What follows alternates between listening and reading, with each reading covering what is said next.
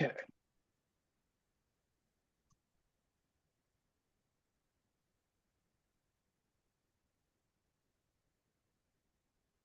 Okay, so we're going to start recording in one, two, three. And if there's anything that comes, if you need to pause, just say pause, please, and we will pause it as necessary. Okay. No, we'll do it as if we're doing it live. All This right. is How's this. that? Sounds good. Oh, yeah. I love it. I Oh, love it. We're you both do, radio guys. So, yeah. Okay. Here we go. you do it without a net. Okay. Okay. Sounds good. Yep. Without it. One, two, three.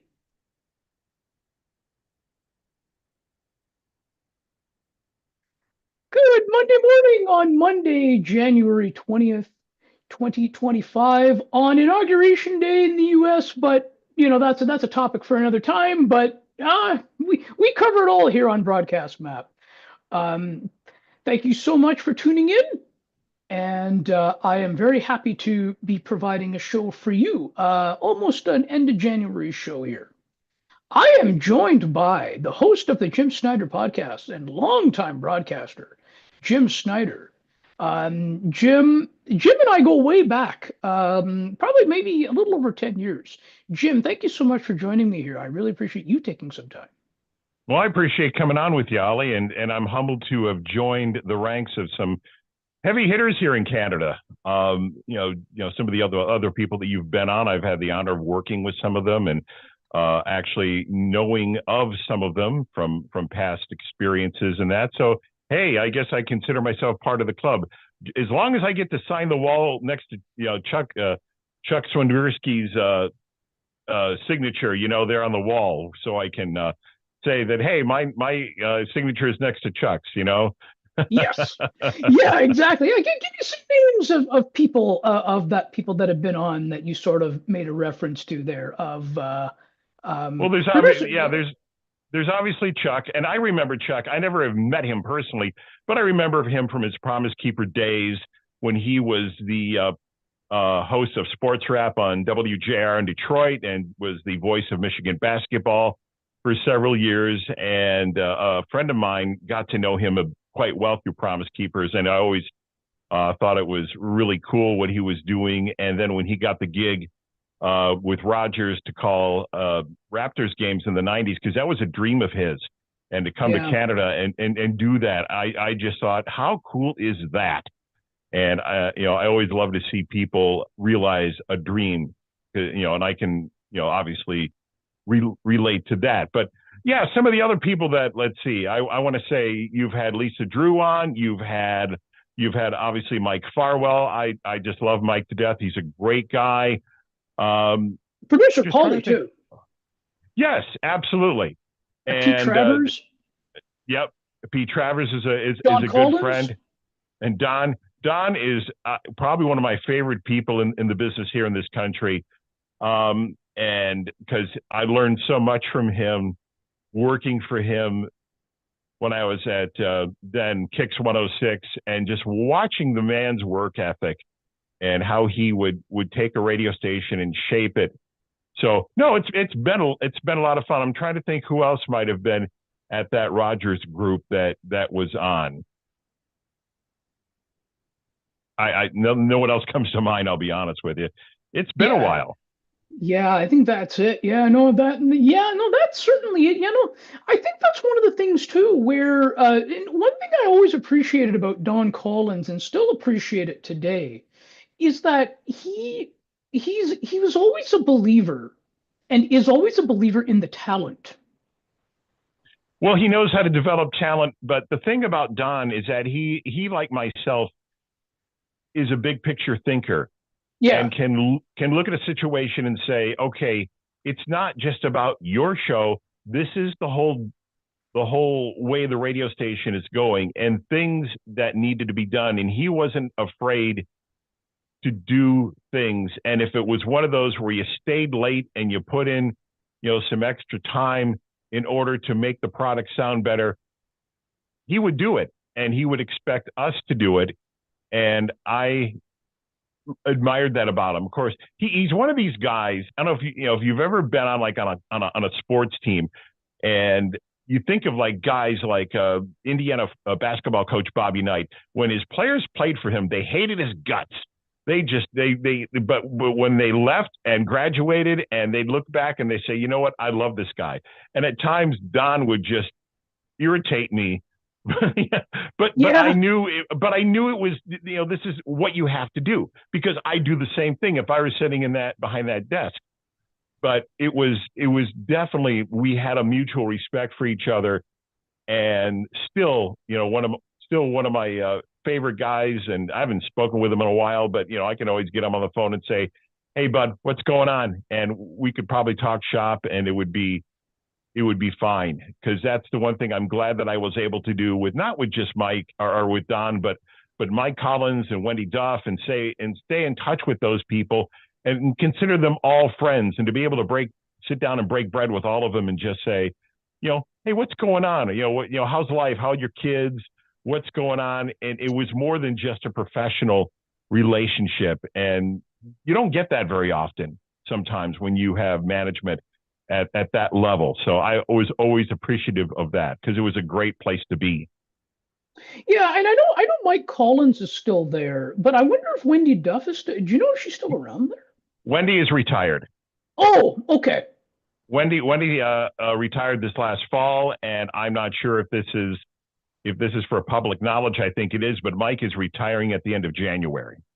So, the time marches on, and these guys have definitely earned it, and all great broadcasters. And somebody that whole building was full of just some really really cool people. And Neil And Beaumont was there at the time? yes, and Boomer, as we affectionately call him, yes, Boomer and we shared an office, and just had we worked well together. We had so much fun. I can tell you, there probably were mornings when management would come walking into the building, and our office was at the end of the hall, and the door would be closed because we'd be talking about something, and maybe not necessarily work related, but we would just be laughing our butts off about something, and just to the point that our sides hurt. And I'm sure they're just kind of looking, going, yeah, the guys at the end of the hall. So, but we had so much, we got a lot of work done. But when it came time to, when the rubber met the road, we got serious and we got stuff done. But we also, I can't tell you how much fun we had just yucking up and having a good time. And Boomer was another one that I definitely enjoyed working with. Oh yeah, And definitely. yeah, yeah, I would say him. And also enjoyed working with Brian Davis, who I'm still very good friends with, and of course everybody's favorite producer, Paul Oh yeah, Harriet. Um, yes. Great just a guy, great wonder. guy. What Oh man, what a great guy. And I'm glad that he's doing well in his endeavors. And we all just, time marches on. I mean, you It realize does. Yeah. it's been, oh geez, it's been almost 15 years. Not quite, but I mean, it's been, yeah, over 15 years since I've worked there. Not quite 15 since I left. So I mean, it's amazing to think that much time has passed. I mean, I've been here in Canada for 18 years, and that blows my mind. Yeah, Because at yeah. one because at one point, if you would have said to me, Jim, you're going to end up going to Canada and working in radio, I would have said to you, no, I don't think so, because I am from the States. I grew up Yeah. I grew up in North I grew up in Toledo, Ohio, a market about the size of Hamilton, actually a city about the size of Hamilton, and grew up on AM Top 40 rock radio, and got the bug, and just wanted to be on the radio. And obviously went through, started when I was in high school, and kind of worked my way up through there, and through just a series of events, ended up meeting Sarah online, my wife, who is Canadian, and realizing that it was going to be a lot easier for me to come to Canada, to pack up my headphones and knapsack and come here, than for her to come to the States. And Hmm. I was fortunate that I had somebody that was interested in hiring me, Dick Buchanan, and the folks over at CKPC, that wanted to bring me on board. Ted Lehman was my boss at the time, who hired Current me. voice of the And Ice Dogs. yes, I haven't spoken with Ted in a long time, but Ted is a interesting fella, great guy. had a Yeah. chance to work with him at Rogers TV in Brantford for a few years ago. Uh, just a great guy, and he was really helping me to get my sea legs and get used to life in radio in Canada, because there is, as a lot of people know that are in the industry, and for those who don't, a little inside baseball, you have to understand something about with work when you worked for Dick Buchanan. There was radio, and then there was CKPC, because Dick had a way of doing things that was different from a lot of people. The man refused to take his calendar down from 1967. He did things very old fashioned, very old school, but at the same time, um, believed in live and local radio. And I had a lot of respect for him just in being able to have that kind of an environment, to work in that kind of environment. And it helped me as a broadcaster. And I'm will always be appreciative of the fact. At the time, didn't always agree with what he wanted to do, but when you look back, it's like working, playing for the basketball coach. You look back and you say, you know what? He was kind of a jerk at times, but I enjoyed working for him and I got a lot out of it. And that's, I think, what's missing today in radio, in broadcasting today, is that live and local sort of piece. Now, do you think in Canada, like based on, do you feel, and we've had conversations about this offline, but do you feel that it has to do with the fact that corporations like the telcos are owning, because of the fact that telcos are owning stations and it's not their bread and butter kind of thing? Well, you have to understand what's going on in the industry. The industry is going through another big change. We used to call it a dynamic shift back in the day. And back in the 60s, well, a little history lesson, boys and girls, gather around and let Uncle Jim tell you a little story about some radio history here. But Yeah. back in the 60s, automation systems came to be. And they were obviously not computers, but they were basically big rooms full of tape machines and sequencers, and stations would run on these. Well, come along in the late 70s, satellite technology was introduced, where rather than having an automation system sitting in a room in your radio station, you had a satellite dish sitting on top of your station, and you would get programming from a satellite. And the disc jockey or the announcer or whoever was sitting in a studio, say in Dallas, Texas, or in Boulder, Colorado, or New York, or whatever, doing a show, and they would provide all of the programming for your radio station. And the big buzz saying at the time when these things started getting popular that we would hear as announcers or disc jockeys is, "What are you going to do when the satellite comes for you?" And everybody was just like, "Oh my gosh, this is just gonna, what's going to happen here?" And those who learned to adapt and learned how to roll with it survived. And I worked at a couple of stations. My very first station, commercial station that I ever worked at, we were an affiliate of Transtar Radio Network, and they would provide programming for us at certain times of the day. We were live like from 6 a.m. until midnight every, Monday through Friday, and uh, maybe a few hours in the weekend. But the rest of the time, the satellite would provide the programming, and you just got used to it. And then in the 2000s, late 90s, 2000s, along came voice tracking. The technology changed, and now you're getting to the point where you're having automation systems that are becoming so sophisticated that you are able to run multiple radio stations from one location. I'll give you a good example, and it's happening here too.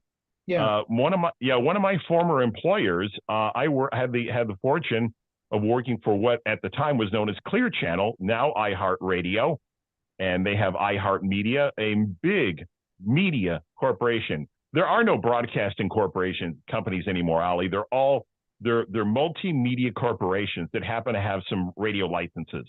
But I went back to my old stomping grounds a couple of summers ago and got to sit in on the morning show with a friend of mine who I knew when I was like 15, 16 years old. Went on his show just for about an hour, and just he, talked about me and what I was doing, what I used to do, how I got into radio, and so forth. But the reason I bring this all up is that Yeah. this was a building that has 6 radio stations in it, and we, at the end of the show, his show finished at 9, and we got off the air, and he said, well, let's walk around. I'll show you the place, and Sarah can see where some of the studios you used to work in. And we walked around this building, and I want you to think about this for a minute, Ollie. Mhm.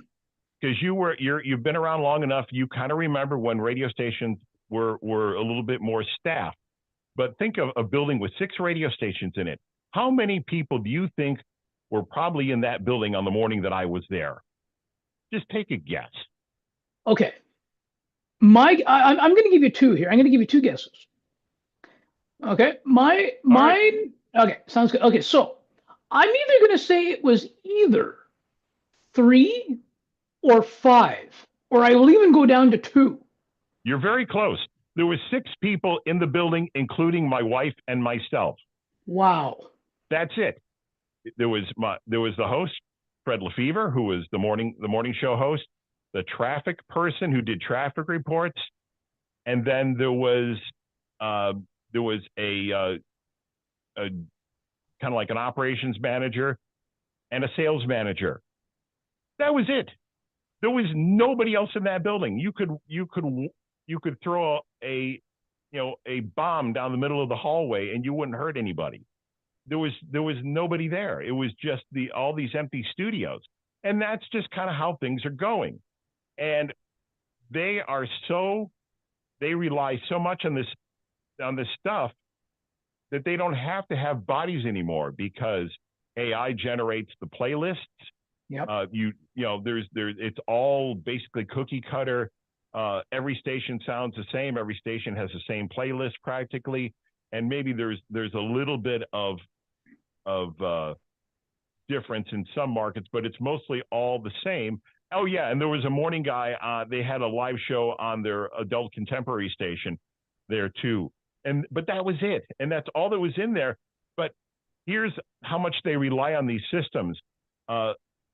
Fred was telling me a story where they had a problem with one of their stations down in southwestern Ohio. It all of a sudden started playing the wrong kind of music. It went from like a country station and they were playing gospel music and they couldn't figure out what was going on. And so the engineer that was overseeing not only Toledo, but all of West Central Ohio hopped in his car, drove an hour and a half down to this cluster of radio stations, walked into the rack room where all the satellite equipment and the computers are, and we're like, okay, this is like, what's going on? So he calls the corporate office and says, this is what I'm seeing. What are you seeing at your end? And they're like, oh, everything looks fine here. And then he's like, wait a minute, what's this wire doing? Plugs the wire into a box, and all of a sudden everything goes back to the way it should have been. And they had no idea until somebody actually went in there and fixed it. And that's kind of sad to me that these companies have gotten these systems have become so sophisticated that you can run an entire group or an entire company of radio stations from one location, and you don't necessarily need a human body. And a guy that I used to work with, who actually used to be on the air in Toronto back in the late 70s and 80s, a guy by the name of Jim Brady, did the morning show at CFTR for a while. He was a good friend of mine, actually grew up in Toledo, got discovered by the folks at CKLW and ended up going on to have a very successful career, bouncing around across North America. But I remember him saying to me, while all this downsizing was going on, probably about 20 years ago, he says, Jim, I think Clear Channel is hell-bent on running 1,200 radio stations with 3 people. And he's not kidding, because that's what's going on. And it's what's going on here. Yep. When you can voice track in multiple markets and not need a warm body, because we consume this stuff so much differently than what we used to. Because at one time, and this is what got me interested in radio, because I grew up listening to stations like CKLW or WLS out of Chicago, big, powerful radio stations, not just with a signal, but stations that were so influential that they were number one. Like CKLW was number one in my town of Toledo. Wasn't even there, wasn't even located there, but they were number one because everybody listened to them. I mean, it was such a big radio station at one time. I don't know if you know this, but CKLW was the third most listened to radio station in the world at one time. I And didn't know that. That's interesting. you'll never see anything like that again because of the fragmentation that's been going on. But Yeah. the disc jockeys and the announcers, they were personalities. They got on, they did a show. They were larger than life. And you wanted to listen to these guys. And maybe, you call the local radio station and request a song. Or you would go to school the next day and your friends would say, "Hey, I heard your name on the radio last night." And it was a big deal. But you don't have that anymore. And you're right, you don't have that live and local feel. But part of it is because when you listen to the radio anymore, you're not listening necessarily for a song, because you can pick up your phone and you can say, "I want to listen to Hey Jude by the Beatles." You can listen Yeah. to it anytime you want. I want to listen. I don't have to wait until 11 o'clock on a Monday morning to listen to Ali Moosa. I can listen to Ali anytime I want. He's on demand. He's right there. Bam. Yep. So the way radio is not dying, it's changing, it's evolving, and it's just going to be, it's going to become very different, and than what we remember. And you hear some of my generation and even a little older will grumble that, oh, radio's ruined and the corporate's just tearing it apart. Well, it's changing. I don't like the way it's going, but that's just how it is. And these companies are in the business to make money. And in the states, everybody gripes about, well, these companies are getting way too big and they have too many radio stations and they just control everything. Well, come to Canada, because as you know, in Canada, you're only allowed to own up to, 2 AM and 2 FM in a market. And that's it. So there are a lot more companies, but they're all doing the same thing. They're voice tracking in markets. They're syndicating programming. They're cleaning out staffs. They're turning off radio stations. They're turning in licenses because they can save money. It's too bad, but that's kind of how it's going. Closures of stations. We saw the CHML closure in the summertime. What are your thoughts there? Well, it's unfortunate because you have a market like Hamilton, which is roughly 500,000 people, about the size of where I grew up, Toledo, and it would be like they have one news talk station there, and if that station were to go away, what would those people do?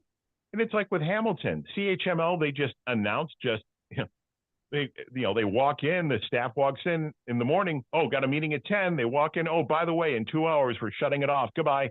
Here's your check on the way out. Thanks for coming out.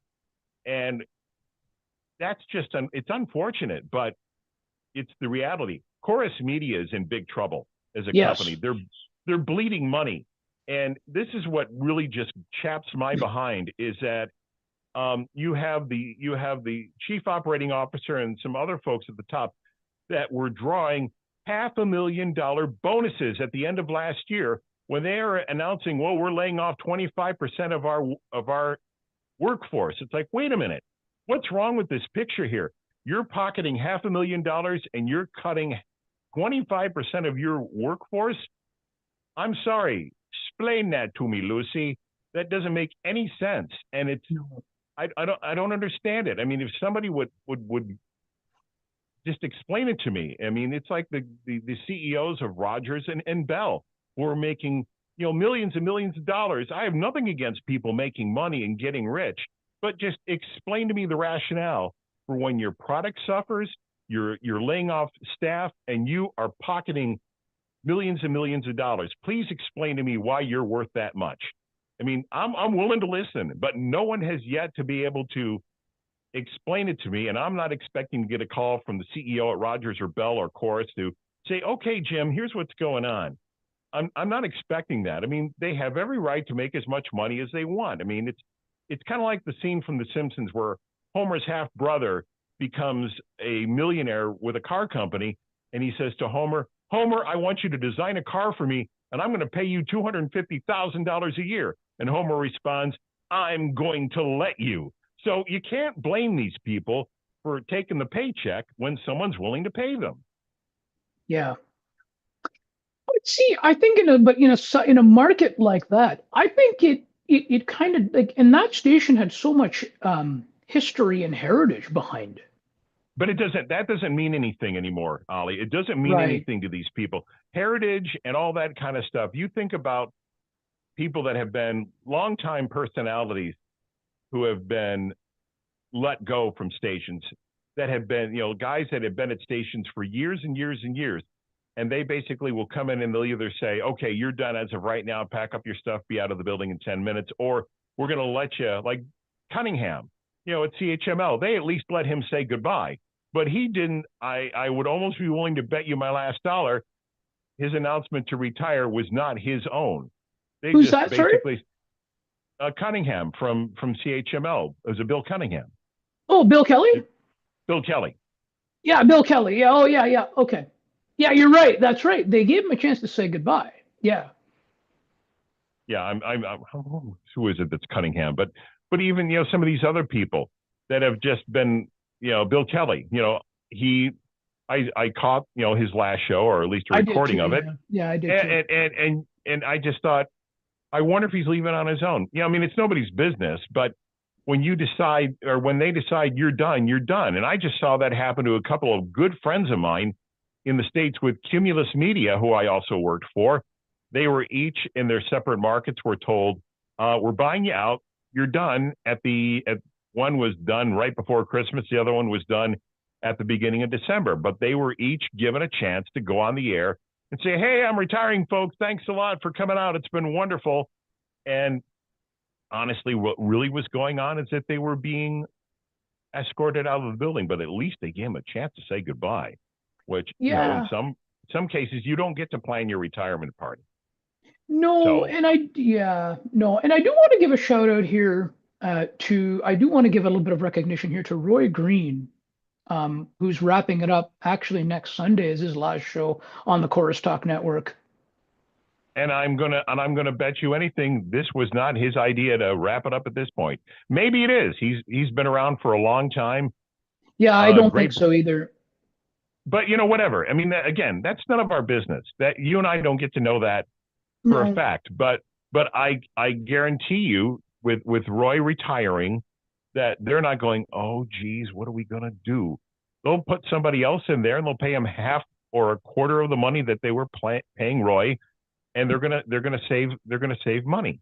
And that's what's happening. Is that you think of the cuts that went on at 640 in Toronto. I mean, that's one that I happen to listen to a bit, but they went through a round of cuts. They went through a couple of them last year where people were let go, and they went through another round where some people were let go, and the replacements that have been put in place. I'm almost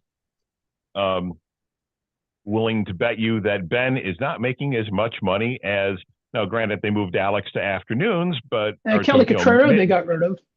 yeah, but I guarantee you that Brian is making less money than Kelly Cutrero was, Yeah. because and that's just how it is, and it's nothing personal. That's just the nature of the beast. And these companies, they're having a rough time. I think Rogers, I don't know for sure on this one, but the thing that Rogers was smart about, that Ted Rogers set up, was that he was at least able to diversify himself enough that they were able to build enough kind of insulation. So if things got a little bit weird in one department, the whole company wasn't just going to kind of collapse or run into some problems. And Bell to a lesser extent, but they spun off. You think about Bell spinning off their portion of Maple Leaf Sports and Entertainment. Big one there. Yep. Well, they did it because they needed the cash. Yeah. And that's just kind of how it is. Now, what's going to happen with Chorus? Your guess is as good as mine, but I think you're going to continue to see cuts. You're going to see stations, downsize even more. And the problem here is that there's not a lot of what you would call syndicated talent available. Like in the States, if you have a talk station, you've got a plethora of talk show hosts on during the day, you can go just to network programming, and tons of stuff out there that they can draw from. You don't have that luxury here. You don't have that national feel for talk shows because that's just not how this country works. And it's nothing. There's nothing wrong with it. It's just the culture doesn't work that way here because it's so diverse and it's so different. And it's too bad because it would at least give some of these stations something to put on. It's like how much more can they cut before they start saying to the janitor, "Hey, you want to do a talk show?" Well, I've never done one before. That's okay. Just sit behind the microphone and say hi. You're on the air. I mean that's a little Yeah, far fetched, but it's coming to that. There is no yeah. farm system. There is no farm system anymore. When I got into the business, you would never have thought there was if you were just getting started, you weren't going to get to Toronto until you had been in the business at least 10 or 15 years. Where now you listen to the Fan or 680 or any of these stations, and some of these kids, I mean, they're literally kids. They're maybe 21, 22 years old, Yeah, and they're younger than me. barely out of broadcasting school. And once upon a time, you would have said, "Hey, I just got out of school. Can I come to work for you?" They'd say, "Go work in Lethbridge. You know, go to St. Catharines. Go cut your chops, and we'll talk to you in about 10 years." But no, they're bringing these people in, and they're paying them, a lot less money than what some of these, the people that have been let go are, and it's just how it is, and it's all about the mighty dollar. It's the bottom line. Yep. I mean, that's how every business kind of operates now, anyway. Oh, for sure, and you definitely see that where it's everyone's trying to make ends meet, and it's not easy. And you look at just even in other businesses and in retail, they're downsizing, they're tightening up, and technology is taking away some jobs. It's just changing. It's not that it's bad, but that's just how it is. It's like if you want to get into broadcasting and be a voice talent, I don't know how you do it now with the advention of AI, because AI is changing the game literally as we speak. Where it's like, why should I hire, uh, Jim to come in and read my commercials when I can go to a company like 11 Labs, pick a voice, pay it's just a subscription fee of over so many dollars per month, and just have someone available at my fingertips whenever I want. Or I can clone Jim and make him, he can be my midday guy on 25 radio stations across the country, and I don't have to pay him any extra. I just have to get his permission. And and there's going to be those that are not going to get permission. There's a lot of ethic questions in it. It's uncharted territory. I find it very fascinating that just see how that's going to change.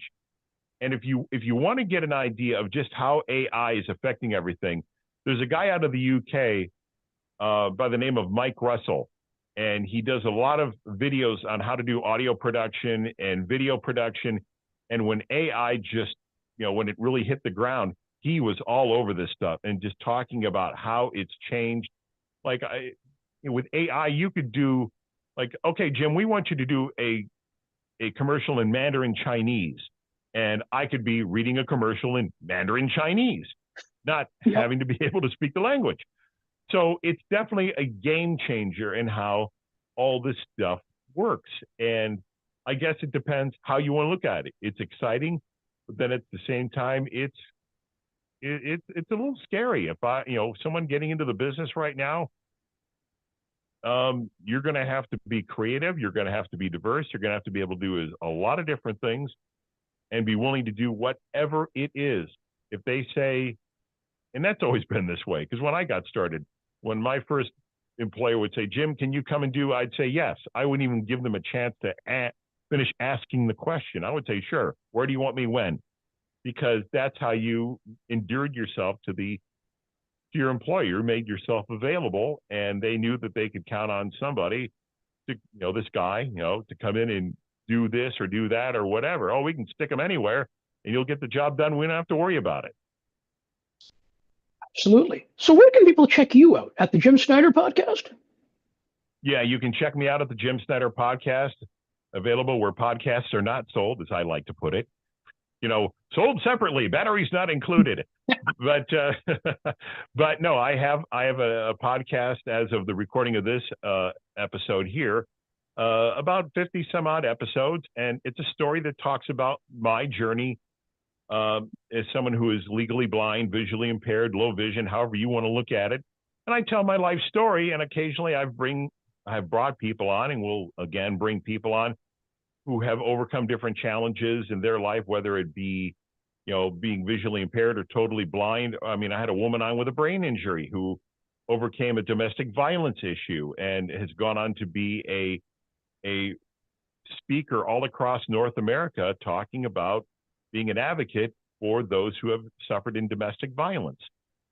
And so we bring on different people, and sometimes I'll just bring radio people on, and we'll just sit there and just yuck it up and have a good time and screw around and not care about what's going on, and just have fun, because that's the beauty of a podcast. And I've told you this before, that the beauty about your own podcast, Ollie, is that you can do whatever you want with it, and there's really nobody that can tell you otherwise, because Yeah, it's yours. exactly. And you know what, and I have a lot of fun doing this too. I have a lot of, this is like, I like having the conversations. I like to Oh, sure. learn. I like to chat, and continue to build. Absolutely. You've always been that way, and you've always asked questions, and we're always have always been eager to learn and broaden your horizons. And yeah, I can say the same thing about this and the internet radio station that I'm in the process of rebuilding. I had it on for a little while. About a year or so ago, I took it down, but I'm in the process of rebuilding it. And I can tell you that I have had more fun playing with this thing, uh, doing a show, creating a radio station and having fun, making it how I want it to sound, and all the things that I've had to do, and in the process of rebuilding it and doing it from scratch, literally taking like a piece of property and building a house from nothing. And at times it's frustrating, but at the other time it has been so much fun. And when it's all done and it's up and running, it will be there'll be a lot of satisfaction knowing that, what, with the help of a lot of people, because in anything in life that's big enough, you don't do it by yourself. Anything Yeah. worthwhile, you always find somebody to help you. And I've had a few people in particular who have been very instrumental in helping me put this thing together, and guiding me and listening to me and answering my questions. Um, and I will be able to elaborate on that in the coming months, as far as where we're going with it, what it's going to be, and once it's back up and running. So it's coming. Sounds good. Love to do a show with you on that. On when it launches again. Well, Love to have you back. we'll come back. Yeah, I'll definitely be glad to talk about it, because there is a bit of a story behind it, and a method to the madness of why it sounds the way it sounds, and what the whole premise of it is. And yeah, it's exciting, it's fun, and that's just the thing. You got to enjoy what you do. And Yep. success is not necessarily how much money you make, how much notoriety you have, Yep. or how many people know who you are, or or Hall of Fames that you're in. It's being able to say, you know what, I wanted to do this. Ollie, you always wanted to be on the radio. Well, you're on the internet, and the internet Yes, is it's part of it. You're living the dream. I sure Whether am. you I always wanted to do a talk show. Well, you're doing one. Yes. Whether you have 5 listeners or 500,000, or like Joe Rogan, you have people listening to you, and that's the whole point. And I applaud you for that, because you've got a dream and you realized it, and thank goodness for the technology and all the stuff that's out there. It has given folks like yourself, and even me, because to have a radio station like I have, I never would have thought it was possible. I just thought, I'm never going to see that happen. But I sit and I look at this studio full of equipment, and all of the music I've acquired, and the jingles that I purchased for the radio station, and I'm still purchasing, and saying, I'm living the dream, and I'm having more fun than I've ever had, probably in every place I've ever worked. And I wouldn't trade it for anything. I don't. I don't miss what radio has become. And I have to say, if someone said to me, Jim, would you come work for us? I'd have to think about it. I'd have to think Mm, long and hard about it, even though, yeah, I can put a little extra money in my pocket, but I'm having too much fun. there we go. Thank you so much, Jim. I really appreciate you taking some time to join me. You're welcome, Ollie. Always glad to come on and hang out with you. Sounds good. Let's do it again real soon. You bet. Stay tuned.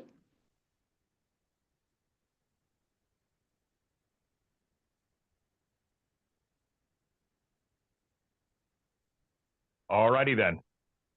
Yeah. Okay. Thanks so So how much, was Jim. it? I really appreciate it. Good. I hope I didn't talk anybody's ear off. Is that what you were looking for? Yes. Okay. Yeah. Well, that's the one thing I wanted to make sure that we hit all that stuff. And if the quality from my end was good and the subject matter is good, then mission accomplished. Yeah, no, it was all, yeah, that was what I was looking for. And I just love to have the conversations, and that's what we do. Well, sure. And you've had no, and seriously, you've had some cool people on and some neat people who, you've got some pretty heavy hitters to come on with you, and but they're glad to talk to you because you're willing to promote them, and that's what. Let's face it, a lot of these folks they're trying to build a brand, they're trying to get a name for themselves, and any exposure is good exposure. So there you go. So Exactly.